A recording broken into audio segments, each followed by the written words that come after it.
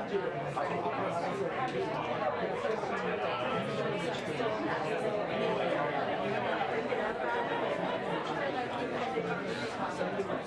probably too late now. Yeah, these are all the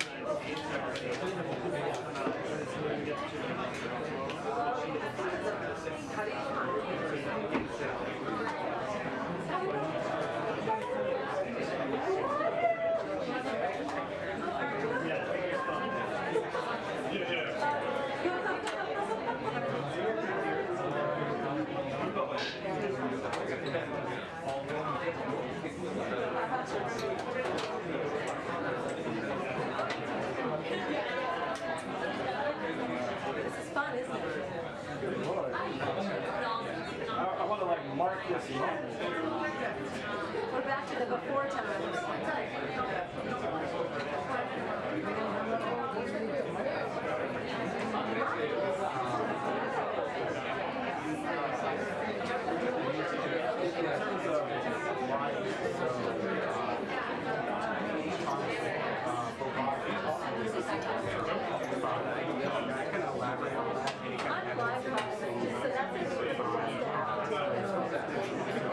No, wait a minute. He's on vacation.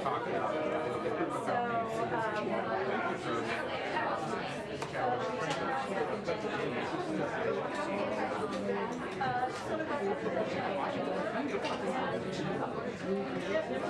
well, she's relatively new. She started just as the pandemic started.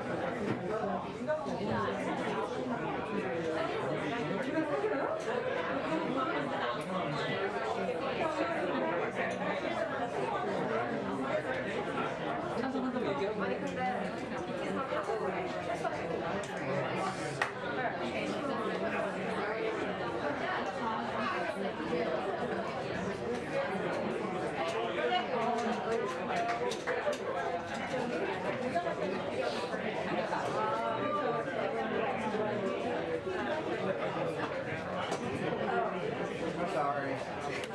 I should have gone the other way. It was more intimidating.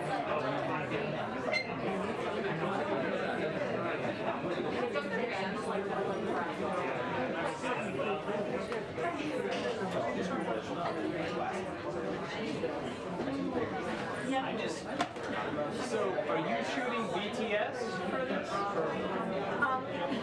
Yeah.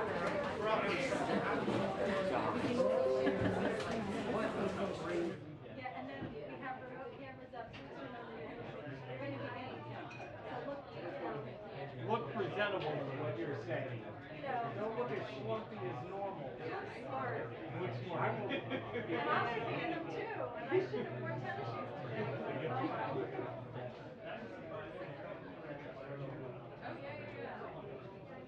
I just said I didn't want to wear my regular shoes. Because I just wanted something more comfortable.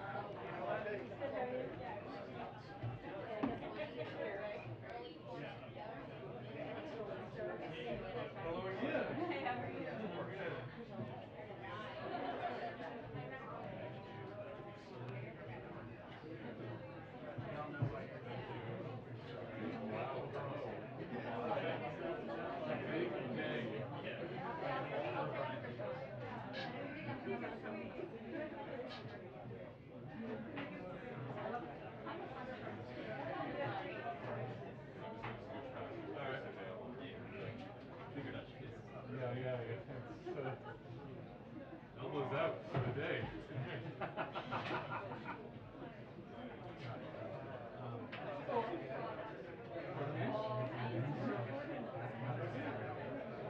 Yeah, I say it's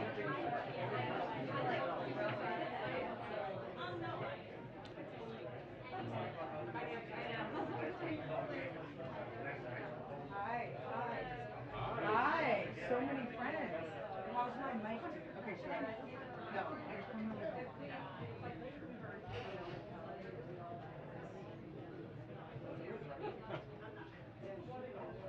Um, yeah, I think she should be fine. I'm gonna call and see if I can plant her here right now. Okay. Oh. Hi. Can the translator? Oh, I see Jenny. Jenny, do you guys have the translator? Is she? He is gonna stand right here. This is the right spot. I need him. Yes, I need him to come almost now. Yeah. No, he shouldn't walk out. Holiday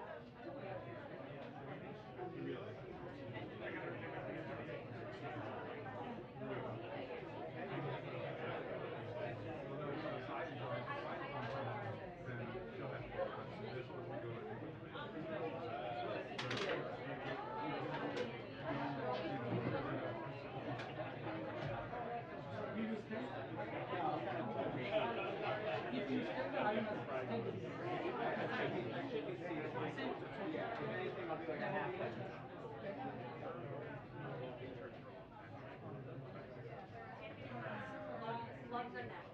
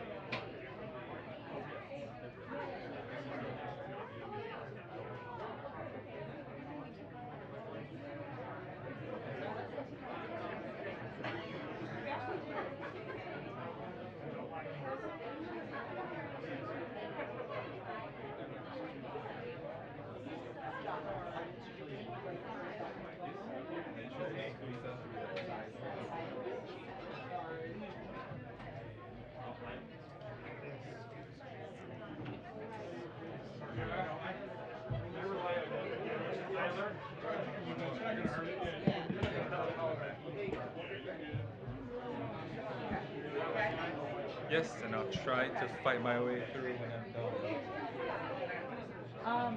When he's done, he's gonna have to leave through that door, so let's just clear it out and stuff. 어차피 끝나고 이렇게 나가실 거죠, 두 분도?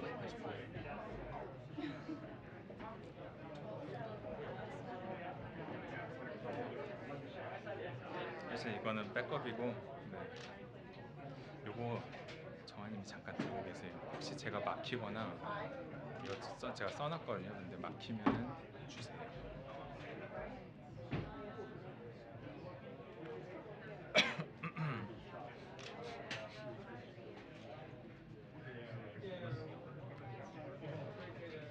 Check your phone. Check your phone.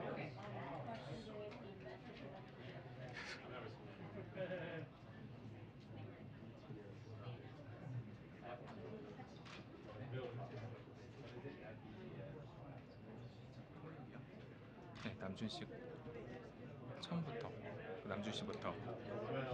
그러니까 남준 씨가 한 거는 제가 한국말로 하고 나머지는 영어로.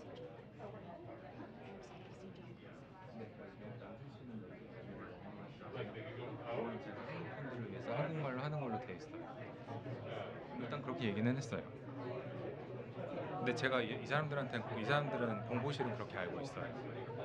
It's okay? 그렇게 하라고 하진 않았는데 그렇게 하는 걸로 알고 있어요. 그렇게 얘기 다 됐어요. 네, 맞습니다. 그래서 남준 씨가 영어 두 번째 영어 멘트 끝나면 제가 바로 남준 씨 한국말부터 통역을 할 거예요. 그래서 제 통역은 한국말, 영어 6개, 그다음에 한국말.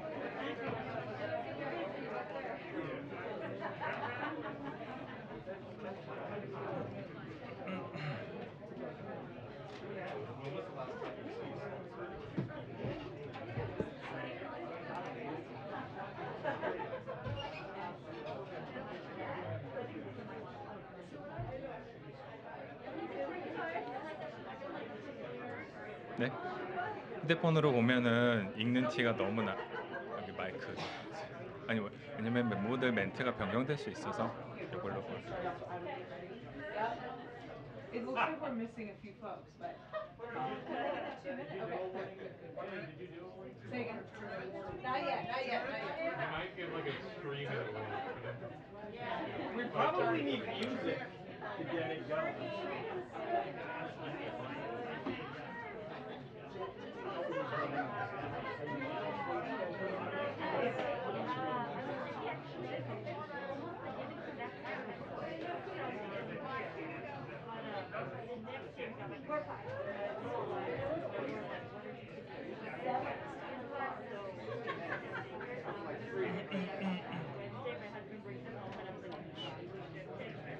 So I had like 3 days off.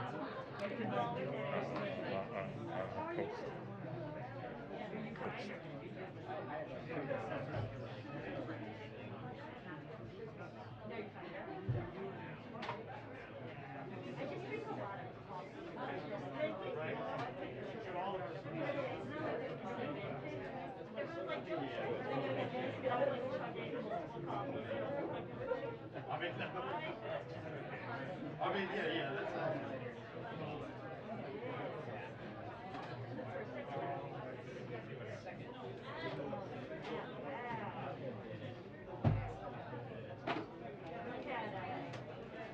Yeah, the below one was called, and we had this like scare, should I say this out loud? The other one was this house, which one of those automatic shoes. That little things ran. Like I literally saw the same I got the same. And so I feel like maybe that night, so that was the night I got that. So maybe that inadvertently got I like couldn't sleep because my brother. The other day I was like telling my parents my dad was like, like, I don't know, Dad. I turned around, slow motion, just run over. Oh, Lord. I also tried to take care of okay. A house family for you. I got to, well, and I have 3 devotees, so I gotta give one to all the women who are okay. So if you get a chance to come back, is it really, really cool? You can decide that. I don't think it's. You guys look so pretty. You don't have to. I thought of you. I don't know that you ever get swag, so. Yeah, and it's nothing that I would wear. It's all too small. Because there's like two different hoodies and a t-shirt, and it's just not what I wear. I mean, if it had, if it was a sleeveless shirt, I'd be like, hey, it's stick photos.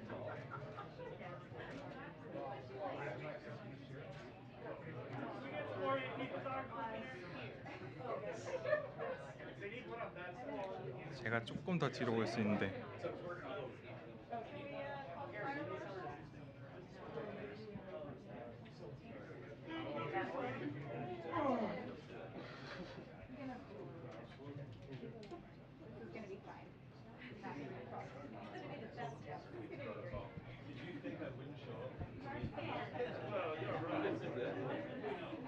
I don't know. Tom Williams?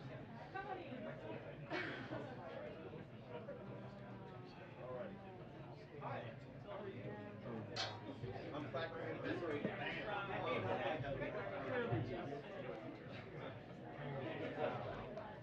This is definitely I'm thinking I'm gonna ask BTS.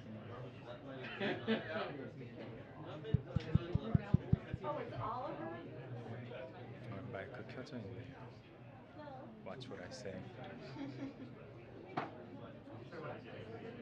BTS Bob for Chris Sheridan. Top journalist. Shameless plug. Shameless. Obviously, I'm looking forward to My boys are. Oh, that was it's you. susceptible. Oh.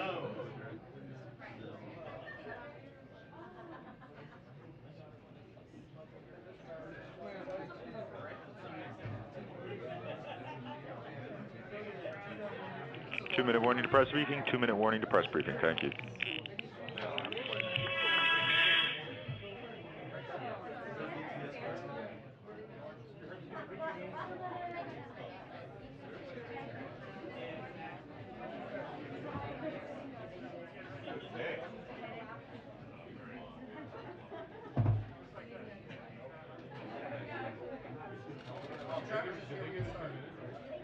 I don't know. I heard something. I heard the speaker crack. I thought it was Angela and you were Pardon me? I didn't love her when I played music. Why are you keeping them locked? They really should have brought BTS to iPad.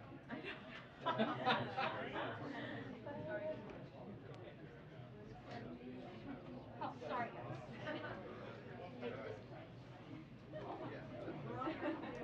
It's like the before time.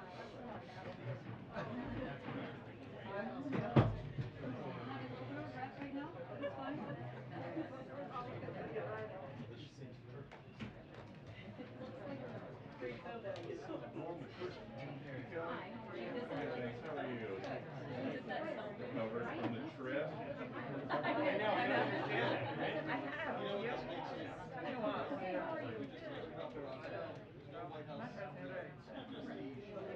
will. I'm not gonna get into it. Right, that's the one. I'm gonna lean into this.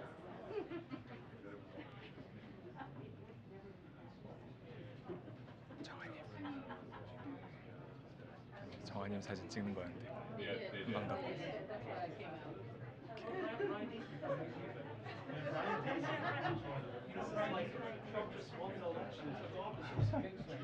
괜찮습니다. 저는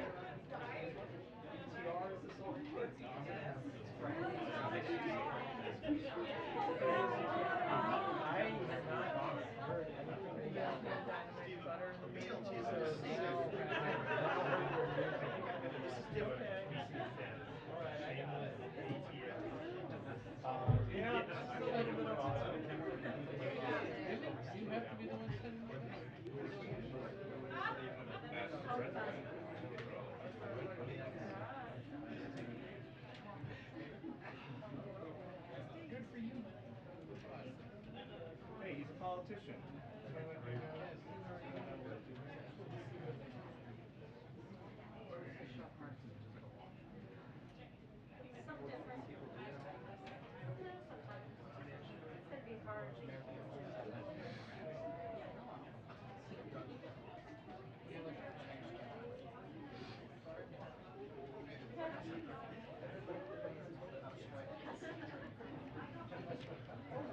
Wow.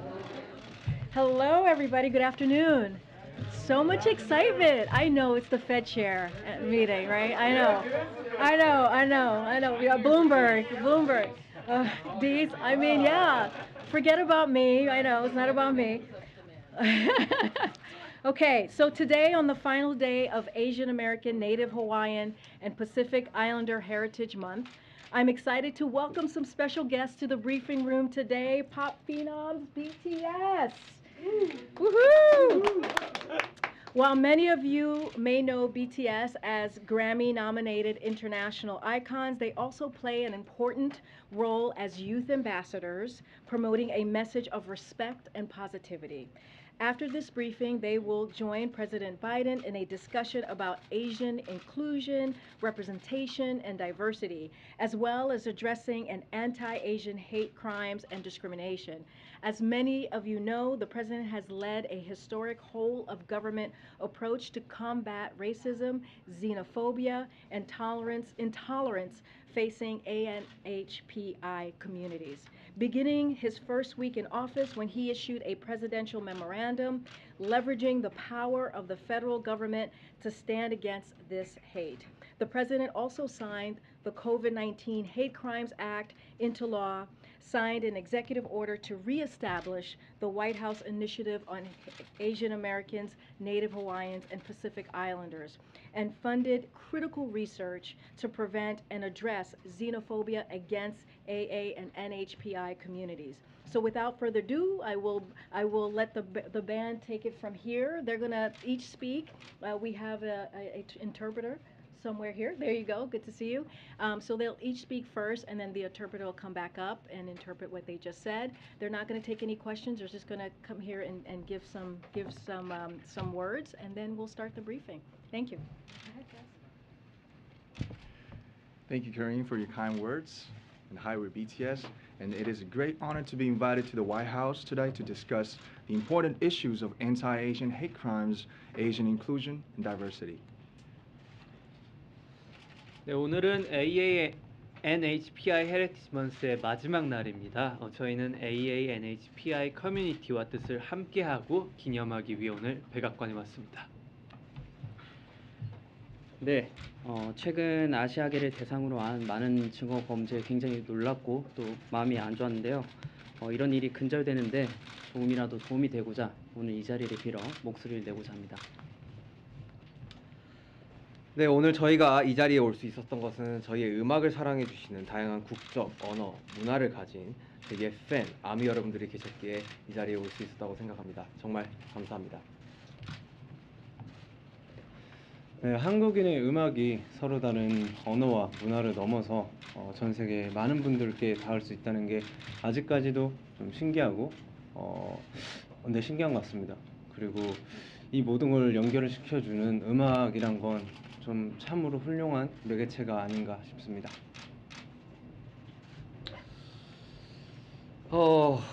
나와 다르다고 그것은 잘못된 일이 아닙니다. 옳고 그름이 아닌 다름을 인정하는 것으로부터 평등은 시작된다고 생각합니다.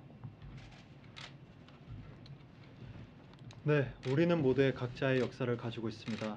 오늘 한 사람 한 사람이 의미 있는 존재로서 서로 존중하고 이해하기 위한 또 한 걸음이 되기를 바랍니다. And lastly, we thank President Biden and the White House for giving this important opportunity to speak about the important causes, remind ourselves of what we can do as artists. Once again, thank you very much. I'll provide an interpretation in Korean and English. 우리말과 영어로 통역 간략하게 전달드리겠습니다. 남준 씨는 친절한 소개 감사합니다. 방탄소년단입니다. 오늘 백악관에 초청받아서 반아시아계 혐오 범죄 그리고 아시아계 포용 그리고 다양성에 대해 논의하는 자리를 가지게 되어 정말 큰 영광입니다. Jun said today is the last day of the AANHPI Heritage Month.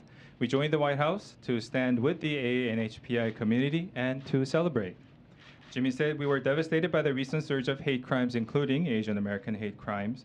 To put a stop on this and support the cause, we'd like to take this opportunity to voice ourselves once again. Jio said we are here today thanks to our army, our fans worldwide, who have different nationalities and cultures and use different languages. We are truly and always grateful. Jungkook said, we still feel surprised that music created by South Korean artists reaches so many people around the world, transcending languages and cultural barriers.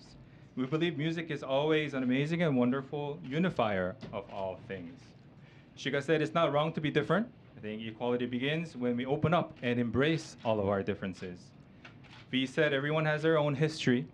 We hope today is one step forward to respecting and understanding each and every one as a valuable person. 마지막으로 남준 씨가 마지막으로 중요한 문제에 대해 함께 이야기하고 우리가 아티스트로서 무엇을 할 수 있는지 생각할 기회를 만들어 주신 바이든 대통령님과 백악관에 감사드립니다. 감사합니다. What does it mean to you to come to the White House? We're gonna go. We're gonna go. They're not gonna take any questions, but thank you so much, guys. Thank you.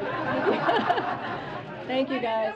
Thank you. Thank you. Thank you, guys. Thank you. BTS 화이팅! 감사합니다. Thank you, guys. Thank you. Oh. All right. Okay. Yeah. Brian, I don't know how you're gonna.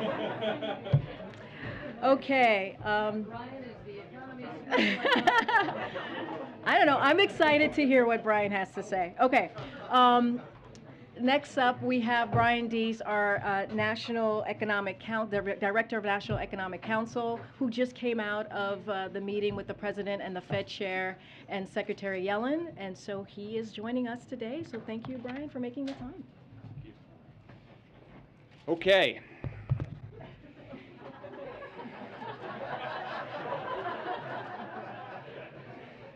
So I get to go home and tell my kids that BTS opened for me. I did not expect that when I woke up this morning. And I know that you're all here to talk about trimmed mean inflation, and you're as excited about that as you are for them. So thank you for hanging in here. I just wanted to provide a little bit of context to the economic focus of the day. As you all know, the President just concluded a meeting with Chair Powell, along with Secretary Yellen and myself. It was a very constructive meeting focused on the outlook for the U.S. and the global economy.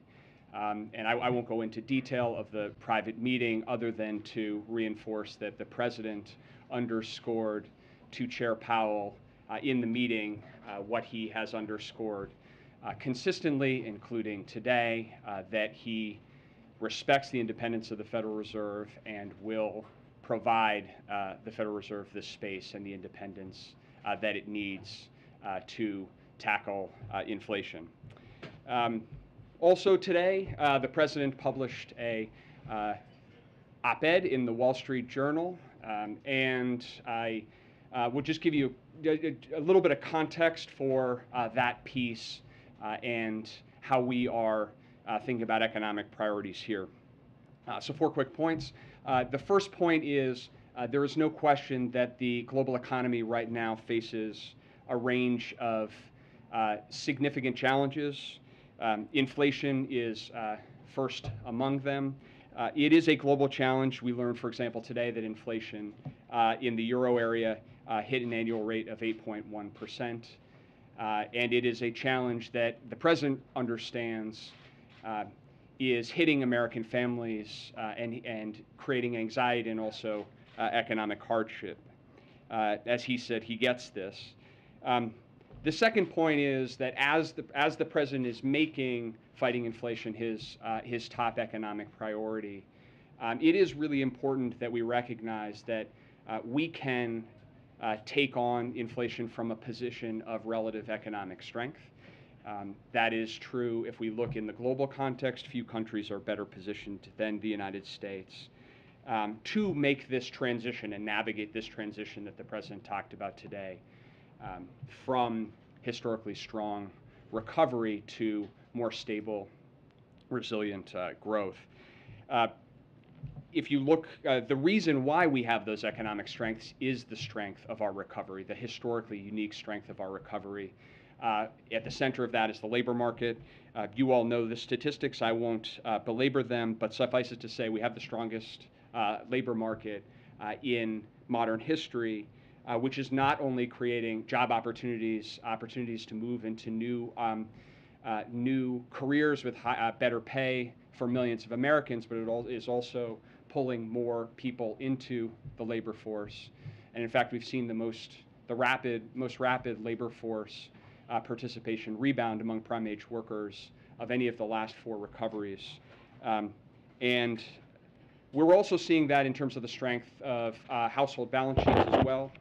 Savings is up, debt is down, bankruptcy filings remain near pre-pandemic lows. Eviction filings are 30% below their pre-pandemic levels.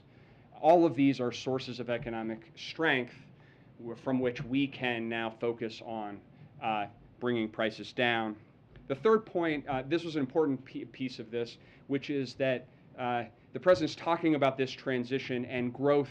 As we move through this transition, our economic growth should look different than it has in the historic recovery phase.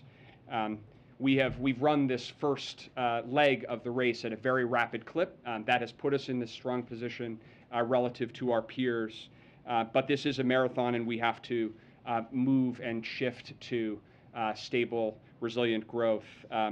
And that's why the President's outlining the plan that he wrote about today, which is something that he has been focused on here for some time now. Core to that are the 3 elements that he flagged. The first is nominating quality people to the Federal Reserve. He has done that. He got an opportunity to speak with Chair Powell today. Strong, incredibly credentialed bipartisan group, and we are hopeful that the Senate will move to confirm the last of his nominees, Michael Barr, without delay, and giving the Fed the independence to operate, which is critically important, particularly at a moment where inflation is elevated, but cannot be taken for granted, which is why the President is reinforcing it publicly today. Second is lowering costs. How can we make things more affordable for typical families during this transition period? And the third is lowering the federal deficit, which will help to ease price pressures in the economy. That is, on those second and third, that is the focus, the President's economic focus, the focus of our economic team. Many things, many of the steps therein are things that we can do on our own with executive action. There are also places where we need Congress's help and to work with Congress. But that is our overarching focus when it comes to the economy right now. So that is the context I want to provide. Happy to do whatever Karine tells me to do. Brian, one trade-off to fighting inflation may be a change in the unemployment levels. What level of increase in unemployment would the White House see as acceptable in order to obtain lower inflation? Well, I think that one of the things about this transition, and we are in this transition, one of the things about having the strength of the labor market recovery that we have had to date is that we are uniquely well positioned to actually move toward more stable labor market gains or gains more consistent with periods where we have had this level of unemployment in the past. And we can actually take on inflation without having to sacrifice all of those gains. And so you see that, for example, in the high rate of available jobs per worker. That can, and you've seen that start to moderate somewhat. So one of the ways that, for example, businesses can reduce their demand if that is necessary is to bring down the number of open jobs they have available. But that is, I think that the bottom line is we have a very strong labor market, and that is not only a source of strength for millions of people who are getting jobs or getting jobs at higher wages. It has helped to strengthen household and family balance sheets as well. So part of the reason why we have seen savings elevated and we have seen credit card payments and other debt service payments come down to historically low levels is because of the strength of the labor market. So that positions us relatively well going into this period of transition. Just one follow-up. The president emphasized, and you just emphasized, his respect for the Fed's independence. Is he happy with what the Fed is doing? Consistent with respecting their independence is respecting their independence. So what I would say is that he has confidence in the people that he has nominated. He is grateful to the Senate to confirming 4 of his 5 nominees, and he is focused on actually giving them the space to make those independent judgments. It certainly is the case that the president has identified inflation as his top economic priority, and he agrees with the assessment that the team at the Federal Reserve is making, and that Chair Powell is making as well. But part of providing that independence is to stay out of the business of commenting on tactics, timing, or otherwise on the monetary policy side. So you can expect that from us going forward. Okay. A follow on that. If he's confident in the team that he's put there, is he confident that they will be able to deal with this enormous challenge, which is taming inflation and not putting the economy into a recession? Well, I think that what the president is and what we are very confident in is that we can approach this challenge and we can focus our efforts on bringing inflation down without having to sacrifice all of the economic gains that we've made, because of the unique position of strength that we are in, because of the progress that we have made over the course of the last 15 months. We are now uniquely well positioned to do that. Does the president think that the Fed needs to revise or review its modeling and forecasting techniques, given they pretty badly misjudged that inflation was not actually transitory? That falls squarely into the category of things that we will leave to the independent judgment of the Fed.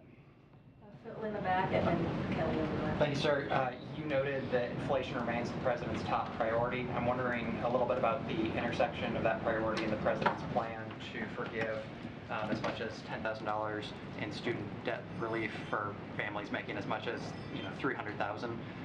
Some analysis says that this would cost taxpayers as much as $250 billion, and of course that money's not going to be dumped into the economy all at once. But I'm curious how you see this affecting consumer spending, because presumably some of these folks, rather than servicing their loans, might go buy a new phone or decide to buy that car or go on the vacation. So are you confident that that student debt relief program would not have a negative impact on inflation?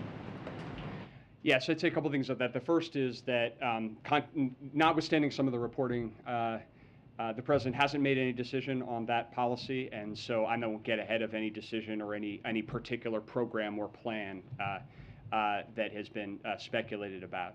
Broadly speaking, if you look at those who hold student debt, principally people who went to public colleges, principally people who, when they were going to college, had 2/3 of which their family income was less than $50,000 per year, and many of whom are struggling economically in a position of having to repay that debt. When you look at the question of the macroeconomic impact, I would say 2 things. One is it is a function of a number of those policy design parameters, including the repayment. So today there is a moratorium on repayment of student loans, and so the resumption of payments would interact with any potential debt cancellation from a macroeconomic perspective, number one. And number two, if you look at the impact of almost any proposal, because of the point that you made, notwithstanding the cost of any proposal, is the economic impact of any proposal would be across the course of years or a couple of decades, and so the impact on inflation in the near term is likely to be quite small. But again, because the president hasn't made any decision, and we're not talking about a specific plan, I won't speculate specifically, but I think most of the analysis suggests that the near-term impact would be pretty small. As you're putting together sort of this outreach today with the op-ed, with the message that you and other colleagues have been putting out there, is implicit in that sort of acknowledgement that you have not been telling the story of the economic picture in a way that has been satisfactory to the president? I think what this underscores is actually a ongoing commitment by the president to both train his focus on what is the most important thing for the economy and to communicate that as well. So I would point you back to the President's State of the Union, where the president said that my priority is lowering costs and lowering the deficit. And I think what this president has tried to do in every stage in this historic and unique economic recovery is to effectively communicate to the American people where we are, to give it to people straight, but also to lay out clearly his plans, his priorities in terms of what he wants to see done. And so we are now moving into a phase which is really a transition, that transition that he spoke about. And so what he has been doing for the last couple of weeks, what he will continue to do is try to help make sure that we're communicating clearly to the American people what that means and also what his plans are, and also that he is prepared to work with anybody, Democrat and Republican, to try to make progress on that, but also highlight that there are differences between his approach and others, and that's important for the American people to understand as well. What is the expectation today as you advise the president, or his expectation about how long prices will be at these high levels, 40-year levels, how long inflation will be here? Well, there is uncertainty, and I will leave the predictions to forecasters. I think you and others have seen most major forecasters out there and their projections, most projecting that we will see moderation in inflation over the course of the year. What I can say and is important with respect to, for example, the op-ed that the president wrote today, is that the president has a clear approach and priorities with respect to tackling inflation. And the more progress that we can make on that plan, the more progress that we can make in lowering costs and making things more affordable for families right now, the more progress we can make in building on the historic deficit reduction we've already seen this year, then the better off we'll be, the better positioned we'll be to actually see that moderation happen more quickly. So that's our focus. Our focus when we're thinking about policy, particularly fiscal policy, is how can we make more progress on that front, understanding that there are a lot of predictions out there. Just a couple more, Josh. Thanks, Brian. Chair Powell has said there are limited tools that the Fed has to deal with supply shocks, like what we saw from Russia's invasion of Ukraine, the lockdowns in China over the coronavirus. Given that limitation, do you believe the U.S. is well insulated and protected against future supply shocks that could cause prices to rise, as we've seen with gasoline? Or do you think additional action is needed with Congress in order to provide that protection? Well, I would say a couple things. The first point that I made and underscored is we do face serious global challenges right now. And the supply chain disruptions, the ongoing supply chain disruptions emanating from COVID and China most recently are significant. Likewise, the implications on the energy market of Russia's invasion of Ukraine are significant and ongoing. And so absolutely, those are significant global challenges. They are affecting energy prices and food prices globally. They're affecting supply chain distribution systems globally. That is point one.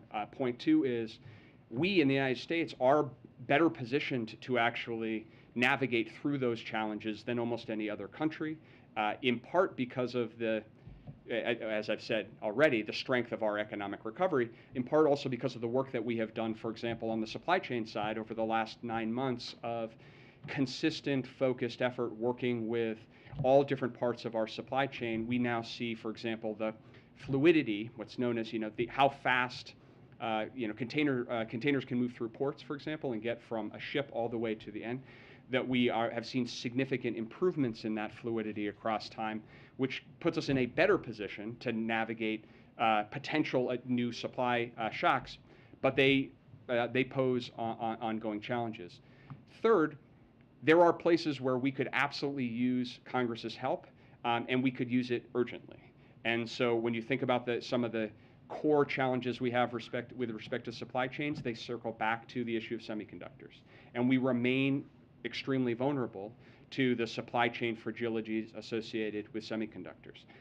Notwithstanding everything we have been through in this pandemic crisis, we still don't have a dedicated supply chain office within the federal government that is funded adequately to actually take on, map, and aggressively go at these challenges. Now, we've made historic progress notwithstanding that, but we could use Congress moving to provide the resources and the funding and the authorities that are in the bipartisan innovation bill that is now in conference. So that's one place where we are hopeful, working very closely with Congress in an effort to try to get that done, and that would give us more tools to keep building our resilience to these types of global shocks.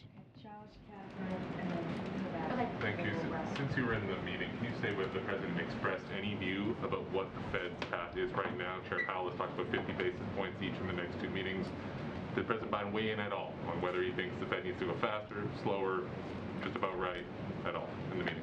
So I'm not going to read out any specific components of the meeting other than to underscore that the President did in private, as he did in public, underscore that his commitment to giving the Fed the space to conduct monetary policy independently without political interference. Do you think that the Fed has moved too slowly by saying it's their responsibility? The implication, of course, is that they're holding the bag to the fact that inflation is at the highs that it is at.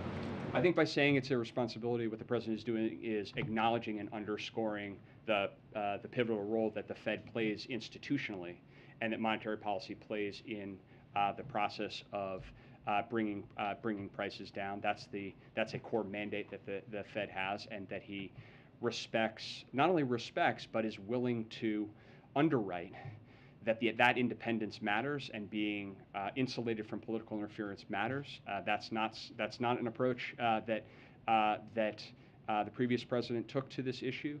It has not been an approach that presidents in the past have taken, and this president has underscored and is underscoring that he will do that. And I think that that's what you should take away from his acknowledgement of the responsibility that the Fed has. Did tariff reviews come up at all, or can you give us the latest on that? The recalls, of course, that easing tariffs on imports from particular countries could be one measure that would cool inflation here in the U.S.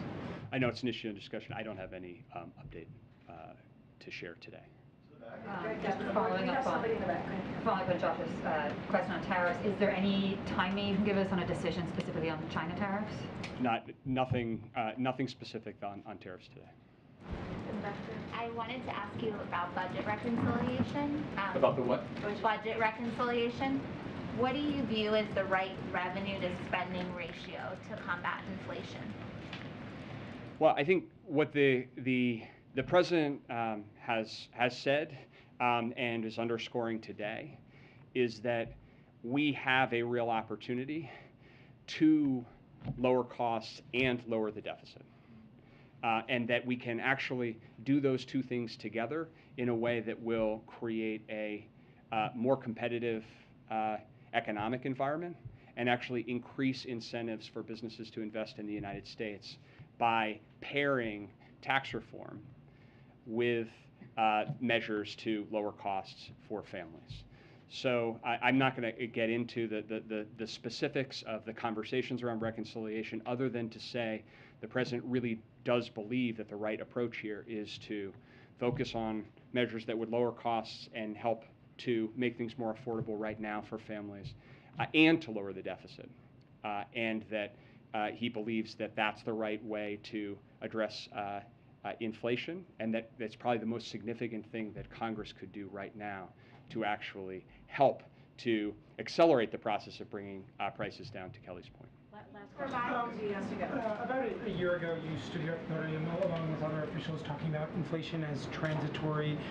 Now a lot of the focus from the White House and the broader administration is on messaging, as Caitlin and Kelly pointed out earlier. Was it a mistake to use that phrasing, and do you think it gave Americans a false sense of how long these rising prices would be here for? Look, I think that this has been an uncertain and unexpected and recovery period, historic in many ways. And so I think that our focus right now is on what is the right policy to bring prices down without sacrificing all of the economic gains that we have made, and I think that one thing that is unambiguously the case is that over the course of this 15 months, the strength of this recovery that we have had in the United States has not only helped millions of people and millions of families across the country, but now positions us well to address what is a global issue. And when you look out across the world right now, there's also no question that inflation is a global challenge. The 8.1% figure that I cited for the euro area, if you look back over the last 6 months, headline euro area inflation is 9%. And that is because we know that principally the drivers of that are the convulsions and the convulsive impact of having to shut the economy down and restart the economy. And compounded now by the supply effects that Josh asked about with respect to Putin's invasion of Ukraine. So that's our focus. That's where we're focused now.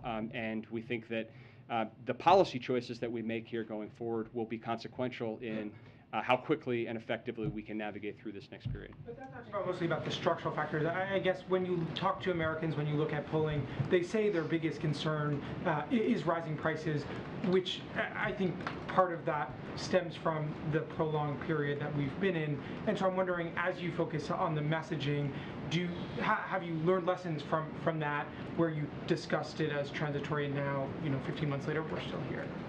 Look, I think that what the president has done with respect to communications has been to consistently explain to the American people where we are and where we need to go, and that continues to be the way that he approaches this issue, and very much from the perspective of what it feels like to sit around a dining room table or a kitchen table in this country, because that's his lived experience, and that's the way that he approaches these economic policy questions. And so he understands that right now the top issue on people's minds is prices at the gas station, prices at the grocery store, and he's made very clear, and he's communicating very clearly that that's his top economic priority, and that we can address this from a position of strength, and that we can make this transition to stable growth without sacrificing all of those gains if we make the right decisions going forward. And so that's what he will continue to do. It's certainly what we'll continue to do in serving him.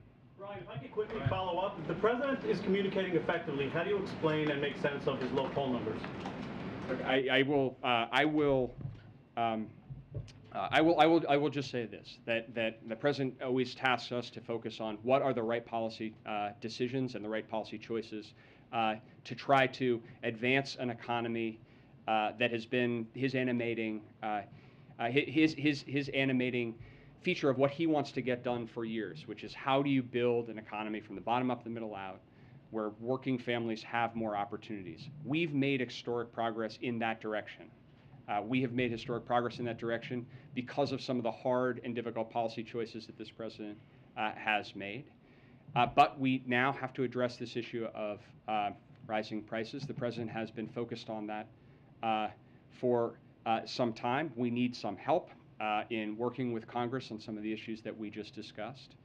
And I think that, if we can deliver, I think what the American people are mostly want to see is that we can actually move the ball forward, and that we can actually make some progress in things that matter in their daily lives. And it's why you've seen the president so focused on things like reducing the cost of internet, building more affordable housing to reduce the cost of housing, because we get that those are practical things that are impacting people in their lives.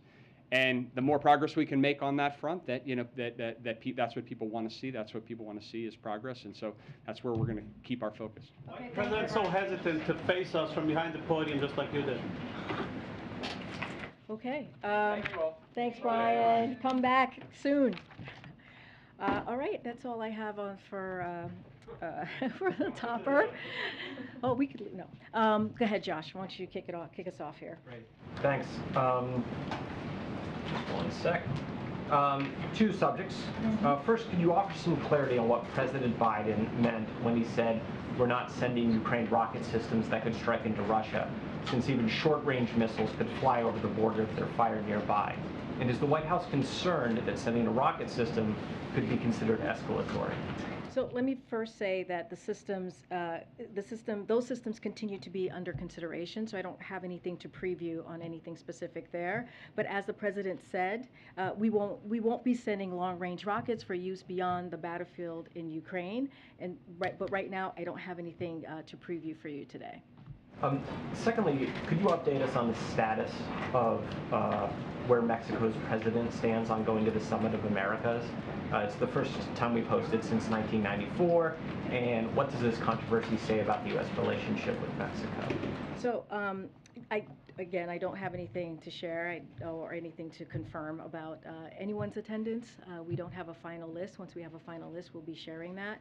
Look, the president is looking forward to hosting, as you just said, the first one in a long time. It's the 9th Summit of the Americas in June, just a few days away, and values the opportunity for leader-to-leader, civil society and private sector engagement to advance our goals and find common ground. He views the summit as an important opportunity for leaders and key stakeholders to come together to address the core challenges facing the people of the hemisphere. No other part of the world impacts the security and prosperity of the United States more directly than the Western Hemisphere, and we are joined not just by geography, but also by economic ties, democratic principles, cultural connections, and familial bonds. I don't have a list to confirm or any invites or decisions that's been made. That's up to clearly the individual leaders.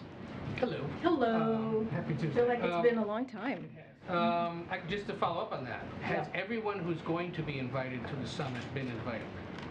We're still working through some of the invites. We just don't have a final list. And we have said, once we have a final list, we'll share that. Can you elaborate on the president's promise earlier today to meet with lawmakers on new gun laws, when or how that would happen, and whether there are any preconditions on when or how he'd meet with them? So the president look, he's been calling for action for some time. What we have seen, in particular these past 2 weeks, with these mass shootings in Buffalo, and we saw the president go to Buffalo and grieve with the family there. We saw the president and the first lady just this past Sunday go to Texas to grieve with the parents there. And it is heart-wrenching what we're experiencing. This is an epidemic, the gun violence that we're seeing across the country, and we have to do something, and we have to continue to make efforts to act, to protect our kids, to protect people going to the grocery store. The president has made this one of his priorities from the first day that he walked into this administration, and now he's calling on Congress to act. And so he is hopeful. He wants to make sure there's action. The White House, we have our White House team that is in constant communication with Congress on an array of issues, including this one, because again, this is a priority, and he wants to continue to make sure that he continues to voice his concern and what needs to be done next. Look, the president has done everything that he can from the federal government. We are looking at other executive actions that we can possibly do. This president has done more executive actions at this point than any other president, but it's not up to him alone. He cannot do this alone. This is what you heard him say to Kelly O yesterday. And so Congress needs to act so we can have federal law legislation on the books so we can stop this epidemic that we're seeing across the country. What other executive actions would be under consideration? You just said he's done everything he can do. Well, we're looking to see what else can be done, to be clear. We have done, as you've heard us say, we have done the ghost guns. The stemming of the flow of ghost guns is something that the president has done through executive action. If you look at ghost guns, they are not regulated. There's no serial number connected to them. They are the weapons of choice when it comes to terrorists terrorists and criminals.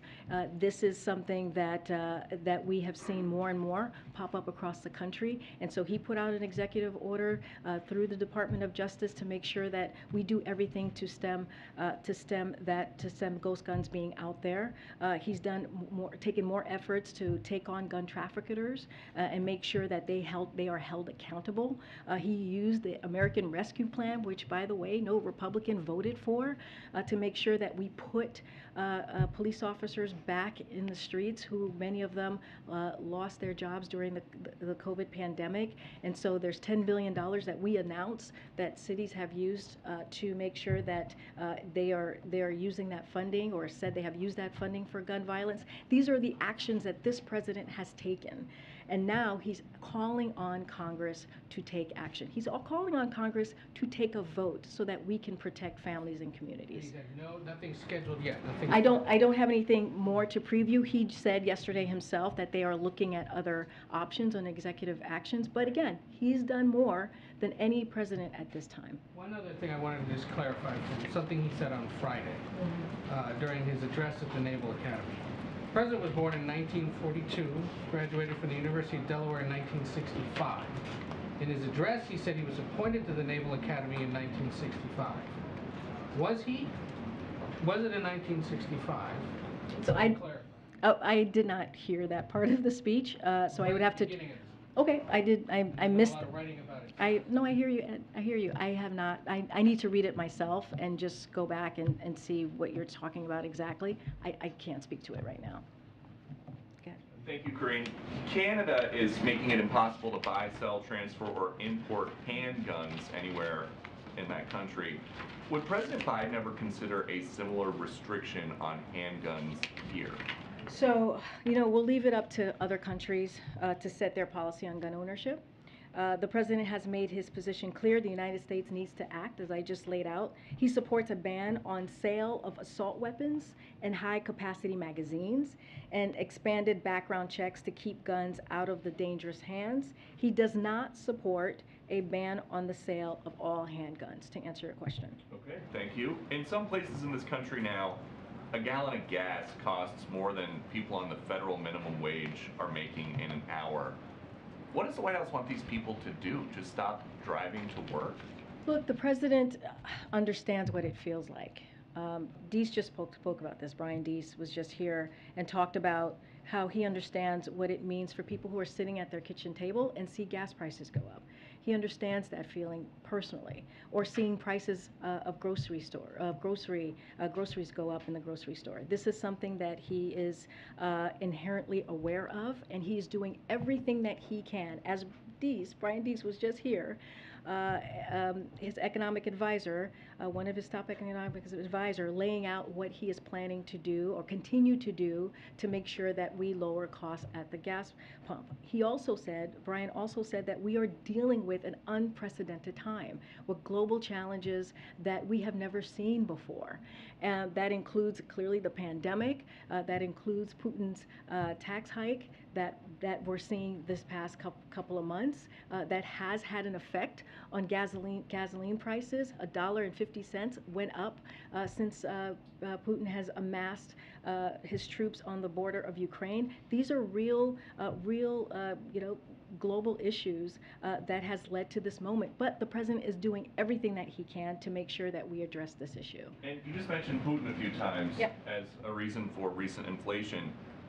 Do you guys think that any part of inflation this year is because of President Biden's spending plans, or is it all Putin's fault? Well, what I can say is we are, and Brian just spoke to this, we are at a historic place when it comes to the economy, when it comes to unemployment being at the lowest that we have seen in some time, when it comes to the president creating more jobs in his first term, his first year, than any other president, more than 8.5 million jobs. Now we're going to a place where we're going into transition, where we're going to see an economy that's more stable, that's more steady. So that's because of the American Rescue Plan that the president signed into law, that no Republican signed or voted for, I should say.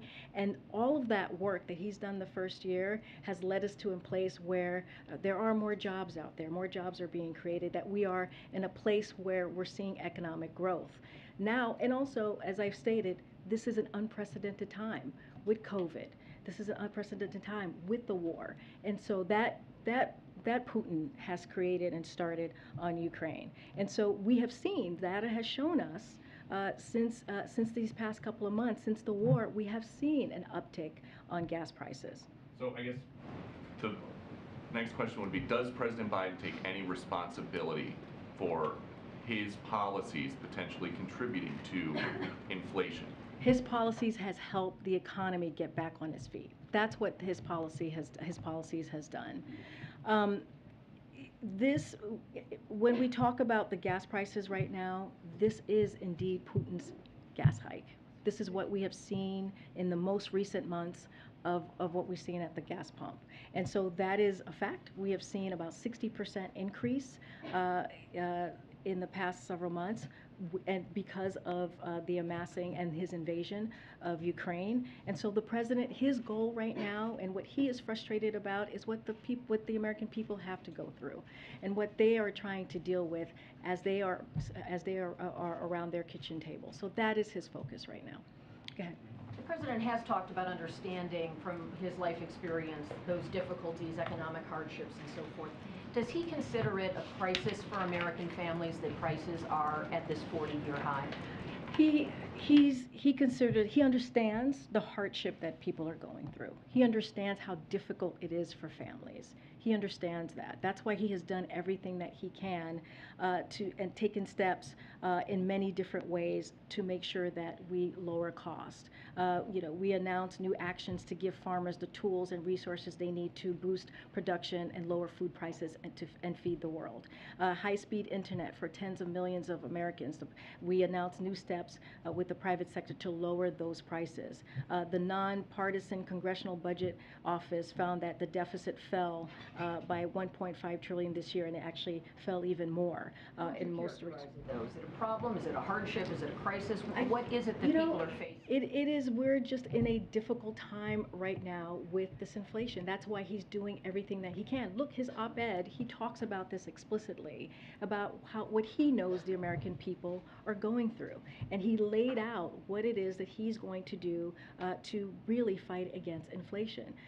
So it is something that he is aware of. This is clearly, right, as president, is something that is a priority to him. That's why he made sure that he rallied allies and partners around the world to release 1 million barrels of oil per day from the Strategic Petroleum Reserve, and that has been something that started for 6 months, in addition to an additional 60 million barrels of oil from other country reserves. That's for gas, to help with gas. The administration has allowed E15, which uses homegrown biofuels, to be sold this summer to help as well. And also he announced administration actions to save hundreds of thousands of families hundreds of dollars per month by fixing the Affordable Care Act's family glitch. So these are the things that he is continuing to work on and make this a priority. And that's why one of the reasons he wanted the American people to hear directly from him, hence the op-ed that came out. Okay. Back on the issue of gun reform, so you mentioned the limitations that the president is facing. He also has been he blunt said this yesterday himself. There's only so much that he can do, that much of this is in the hands of Congress. But in Texas over the weekend, the president came face to face with a crowd that was demanding that he act, chanting, do something. And the president said, we will. Given the limitations that he is facing, how can he make that promise? What makes him so confident that this time around will be different? So, as I've said, our team is in close contact with key members of Congress on negotiations. And when the president when it's helpful, he will certainly engage. But look, what we're talking about is popular. It's something that the constituents want, right? When you think about 88% support background checks on all gun sales, just 8% oppose. When you think about 84% support a ban on firearm sales to people reported as dangerous to law enforcement, just 9% oppose. 69% of support banning high-capacity magazines, just 22% oppose. 67% oppose banning assault-style weapons, just 25% oppose. This is from a poll last week week from Politico Morning Consult. Reuters had a poll as well on that same day. 84% support background checks for all firearm sales. 70% support red flag laws. So these are things that, if you think about the senators and congressional members, these are things that their own constituents support. And so what the president is going to continue to do, as he's done from the first few days that he walked into office, is to ask Congress to act. And so we're going to continue to have those conversations. He's going to do everything that he can to make that happen. We have to stop this gun violence epidemic that we're seeing. But these measures have been popular for some time. I mean, that's not new to this most recent massacre. So what is the president seeing, if anything, that makes him confident that this time will be different? I mean, we've heard him say that he thinks everyone's getting more rational about this. What has he seen from Republicans that gives him that sense? Well, right now, as we know, there are bipartisan negotiations happening today. It may have happened already. I know there was supposed to be a Zoom call that was being led by Chris Murphy. And so, you know, it is important. That's what we want to see. We want to see steps being taken so that we can get to a resolution, a solution here. We cannot continue having this epidemic that we're having, with gun violence. This is not okay. And what we're asking Congress to do is to vote. Vote again. I just said this. Vote to protect our communities. Vote to protect our children. Vote to protect our teachers. Vote to be able so that people can safely go into a grocery store and not worry about being killed. And so the president's going to continue to speak to this. He's going to continue to use, you know, the platform that he has. But again, he has done more on executive action in his first year than any other president has, in particular at this point. How would you gauge his level of confidence that vote is actually going to happen? Look, we're going to continue to try. I cannot, you know, I can't speak to how people are feeling in Congress. That's something that they have to answer, or where they are with the process. What we're going to do is do our job from here and having those conversations. As I mentioned, his team is talking to folks on the other side about negotiations, and we're going to continue to call for action. Can we come back to the back? I'm right here. Thank you so much. I have a BTS question and also a Taiwan question. A BTS question? Yeah, Okay. first of all, they've been here for a few hours, just wondering if they're filming a music video on site or anything like that. And also any substantive policy recommendations to the president about combating discrimination and hate crime. Well, right after they were here, they did go to meet with the president. Clearly, I don't know what conversation was had. So usually we try to keep those private conversation private. You heard from them directly about how important it was for them to use their platform to be here to talk about issues that matter to them, in particular the anti-Asian hate that we have seen across this country these past few years. And so this was an important moment for them. I spoke to them before they came out. They were thrilled to come out and make sure that you heard directly from them of why they were here. I don't have much more to share. As you know, they're having a meeting right now with the president. So moving on to Taiwan, Senator Duckworth is in Taiwan today, and China has sent 30 overflights to Taiwan. Is this seen as a threatening move? And can you just illuminate, you know, what Senator Duckworth is doing over there, what the point of this mission is? Yeah, I cannot speak for Senator Duckworth. You would have to reach out to her office. I don't have anything to say on why she's there. Something you see as threatening? It's something that we're monitoring. I don't have any comment on that at this time, but clearly these are things that we keep an eye on. Can I ask you a question from the back? Thank you so much. The president said yesterday that he believes Senator McConnell is a rational Republican. Senator McConnell said today that the group of lawmakers that are talking about guns in the wake of Uvalde are talking about the problem, which is, quote, mental illness and school safety. Does the president agree that that's the problem here? So, look, when the president said that, he believes that there are some rational Republicans in the Senate who can come together and work on a bipartisan bill. And Mitch McConnell is one of those folks. He does not believe, and we've talked about this. He's talked about this.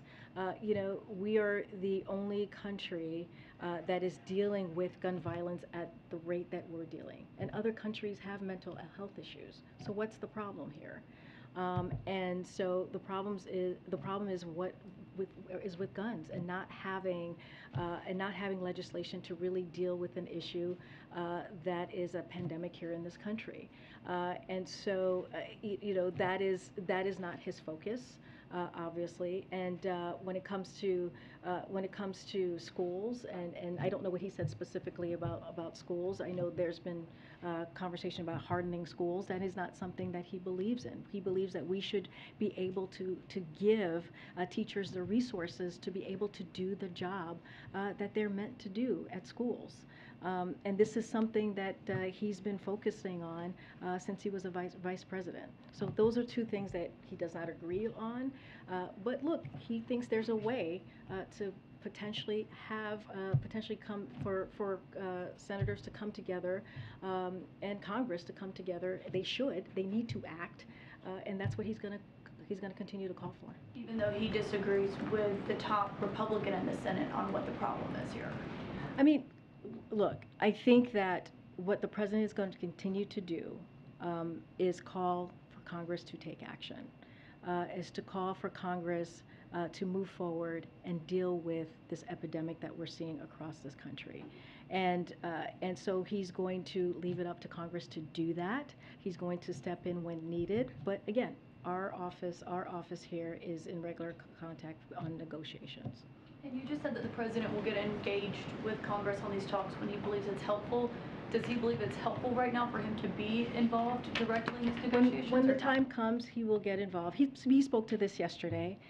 What we're going to continue to do is call on Congress to act. And again, our offices here, our different departments here are in constant communications and with the negotiation process that's happening. Can you confirm that the President Chief of Staff won't claim his position after the midterms? Can you confirm that? No.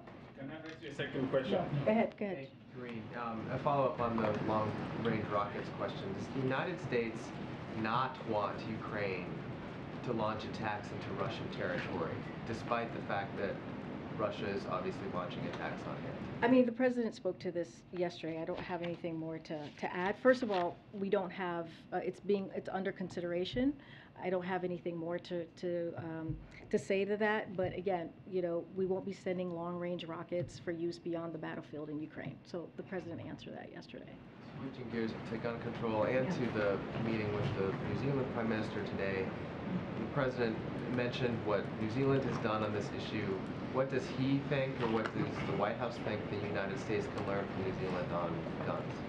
Look, I think they had a very good meeting. They clearly spoke about gun reform.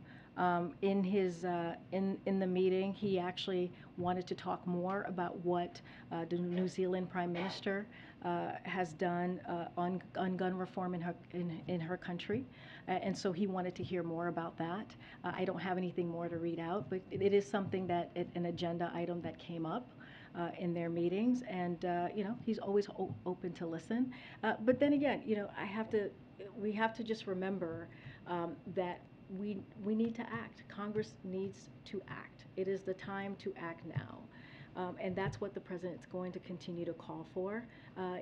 It is something that he has worked on since he was a senator, as a vice president, and now as president.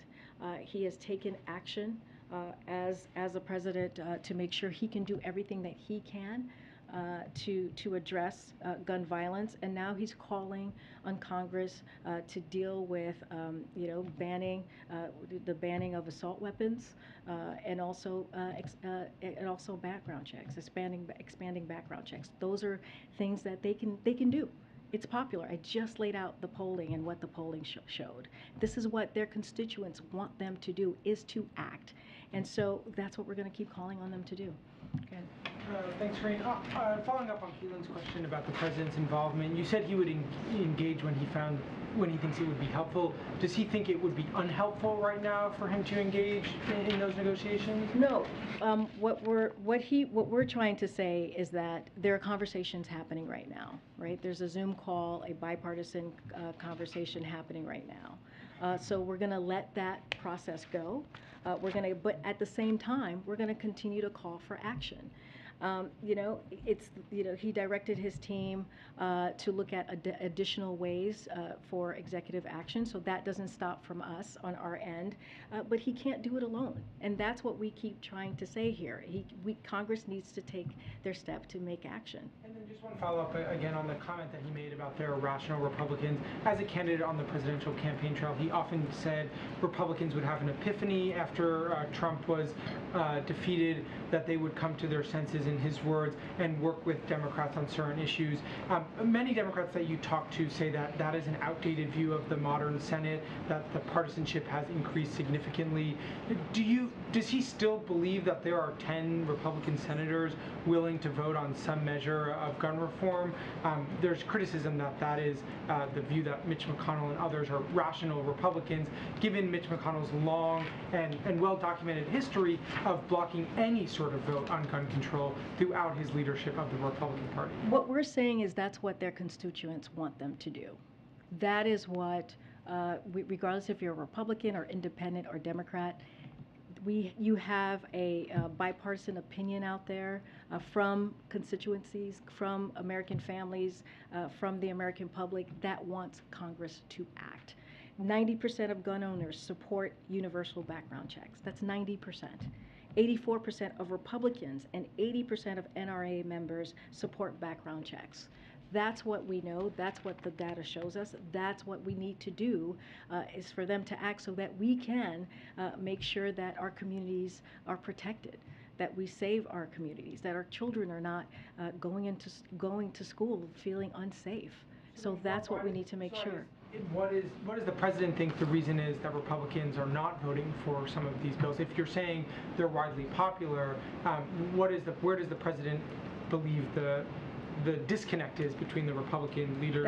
That's for them to answer. They have to answer to their constituents.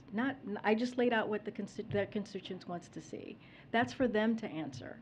That's a question that they need to go to their constituents and answer why they haven't moved forward on common sense gun violence reform. That's what we're asking for. Yeah. This is a question I was hoping to get to Brian Deese, but I'm hoping you can help us understand as well. Earlier today, Larry Summers told the Washington Post essentially that a soft landing seems, in his view, particularly unlikely. And we heard Brian suggest, I think, a rather rosy picture of being able to move out of this inflationary period. I guess I want to understand from you all, what makes you so confident that a soft landing is possible, and should we be anticipating as a public that there will be a rocky economic period coming forward? I mean, I guess I just want to understand what makes you all think. Look, and this is what Brian Deese set up here, and I think he would say the same thing to this question, is that we are doing everything that we can to deal with what the American public is currently have in front of them, right? With these high gas prices and inflation, and we are taking every step that we can, taking this very seriously to make sure that we bring down inflation and we deal with inflation in a way that the American public feels this. And we feel that if we are able to do that, continue with the 4 steps that the president talked about in his op-ed today, that we will get to a place where the prices can come down and we can deal with inflation in a real way. And so I guess, the outlook, though, is that a recession, when you look at inflation historically at this level, a recession is naturally followed, you would say, within 2 years. And so why would this time be any different? Well, as we have said, we're dealing with a transition, right? We're dealing with an economy that has really bounced back. More than 8.5 million jobs have been created. We've seen unemployment go down, and now we're in a transition period where we're going to be in a place where it's more stable and more steady. And so that is our focus. That's where we are currently, and that's where we're going to be moving forward to. Final question? I'll take one question. Yeah, thank you. The gunman suspects in both Buffalo and Texas were 18 years old. Would the president's support or be open to raising the minimum age for purchasing a gun to 21 years old? This is something that Congressman Kinzinger, a Republican, said would be a no-brainer on Sunday. And so it seems like something that would have maybe out of the gate some bipartisan support. Does the president support that? Well, I'll let the president's word speak for himself. He said last week that an 18-year-old should not be able to be purchasing a gun, an assault weapon that we saw this 18-year-old do in Texas, and so I'll just let his word stand for itself. And so he would sign such a bill into law if it were passed. I'll just let his words stand for itself. I'll take one more. On the rocket systems, can you talk at all about how does the U.S. balance the need to help Ukraine without putting the country at risk of a direct conflict with Russia? I mean, again, we don't have anything to announce at this time. What the president said stands as of today. I don't have anything more. It's under consideration. I just don't have more to share on that. And on guns, Karina, on Saturday, gun control advocates are marching in D.C. and cities around the country. Will the president take part in these gun control events in any way? Wait, can you say that again? I missed the first part. March is doing an event in D.C. and around the country on Saturday. There'll be this coming marches. Saturday? Yes. Yeah. Or it's Saturday, yeah. And is it Saturday the 11th? I'm sorry, I don't know my dates. June 11th. He's doing it on June 11th. Will the president take part in this in any way? I don't have anything to preview for you about his schedule this weekend. Okay? Thanks, Karina. Thank you. Thank you. Karina, does the president regret cancellation of the Keystone Pipeline? Do you know why black people are leaving the Biden administration? 20 of them have left in the past few months. So